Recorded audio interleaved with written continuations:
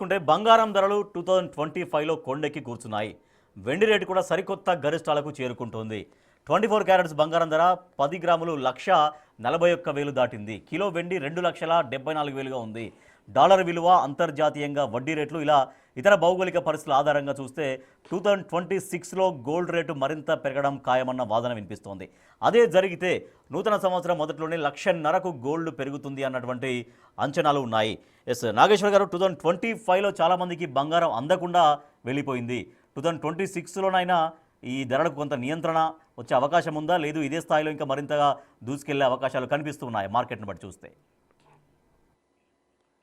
అంటే gold prices పైన speculate చేయడానికి ఒక ఇబ్బంది ఏంటంటే, నా విశ్లేషణ చూసి ఎవరైనా కొన్నా కొనకపోయినా వాళ్ళకి జరిగే నష్టానికి నేను బాధ్యునవుతాను. అందువల్ల నేనేమీ అంచనాలు వేయను, కానీ మార్కెట్లో ఉన్న అంచనాలు మాత్రమే చెప్తాను. సో 2025లో మీరు అన్నట్లు బంగారం వెండి ధరలు కొండెక్కైన నిజం. గోల్డ్ అండ్ సిల్వరే కాదు, ప్లాటినం, పెల్లేడియం లాంటి మెటల్ ప్రైసెస్ అన్నీ పెరిగాయి. అందులో మన దేశ రూపాయి విలువ ఘోరంగా పతనమైంది. Asia's worst performing currency 5 to 6% మన రూపాయి విలువ పడిపోయింది. అది కూడా డాలర్ విలువ దాదాపు 10% పడిపోయిన సంవత్సరంలో ఇండియన్ రూపీ 5 to 6% పడిపోయింది. అందువల్ల గోల్డ్ ప్రైస్కు పెరగటానికి అది కూడా కారణమైంది. మీకు గోల్డ్ ప్రైసెస్ పెరగటానికి కారణమైన ఫ్యాక్టర్స్ అన్నీ కూడా 2025లో ఏ ఫ్యాక్టర్స్ అయితే కారణమయ్యాయో 2026లో కూడా ఆ ఫ్యాక్టర్స్ కంటిన్యూ అవుతున్నాయి. ఇప్పుడు మీకు జియో పొలిటికల్ టెన్షన్స్ ఒక కారణము. ఎందుకంటే గోల్డ్ను సేఫ్ హ్యావెన్ అంటారు, సురక్షితమైన పెట్టుబడిగా భావిస్తారు.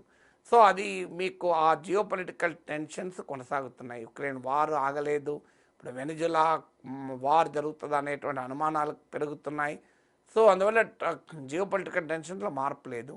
ఫెడరల్ ఇంట్రెస్ట్ రేట్స్ తగ్గిస్తారంటున్నారు. ఇంకో 2026లో ఇంకో 2 సార్లైనా తగ్గచ్చని. అదే జరిగితే డాలర్కున్న ఆ కాస్ట్ అట్రాక్షన్ కూడా పోతుంది. అప్పుడు ఆటోమేటిక్గా గోల్డ్ అనేది ప్రిఫరబుల్ అవుతుంది. సెంట్రల్ బ్యాంకులు పెద్ద ఎత్తున గోల్డ్ కొంటున్నాయి. ఎవ్రీ ఇయర్ దాదాపు 1,000 టన్స్ అదనంగా గోల్డ్ కొంటున్నాయి. లాస్ట్ 3 ఇయర్స్గా జరుగుతుంది. ఇప్పుడు టోటల్ గోల్డ్ హోల్డింగ్స్ ఆఫ్ మీకు సెంట్రల్ బ్యాంక్స్ 36,000 టన్స్కి పెరిగింది. ఇప్పటి వరకు ఫారిన్ ఎక్స్చేంజ్ రిజల్ట్స్లో డాలర్ నెంబర్ 1 పొజిషన్లో ఉంటే ప్రపంచంలో ఉన్న సెంట్రల్ బ్యాంకు డాలర్ తర్వాత స్థానంలో యూరో ఉంటుంది. ఇప్పుడు గోల్డ్ యూరోను పక్కకు పెట్టి సెకండ్ ప్లేస్కి వచ్చేసింది 2025లో. మీరు అన్నట్లు గోల్డ్ ప్రైసెస్ సుమారు 70-75% పెరిగింది ఇయర్లో. సో మీకు 100 రూపాయలు పెట్టుబడి పెడితే 175 రూపాయలు వచ్చింది. సో ఈ స్ట్రక్చరల్ ఫ్యాక్టర్స్ అన్ని, ఇప్పుడు నేను చెప్పిన ఈ ఫ్యాక్టర్స్ అన్నీ కూడా 2026లో కూడా కొనసాగుతున్నాయి. అందువల్లనే 2026లో కూడా పెరగవచ్చు అనేటువంటి అభిప్రాయాలు వ్యక్తమవుతున్నాయి.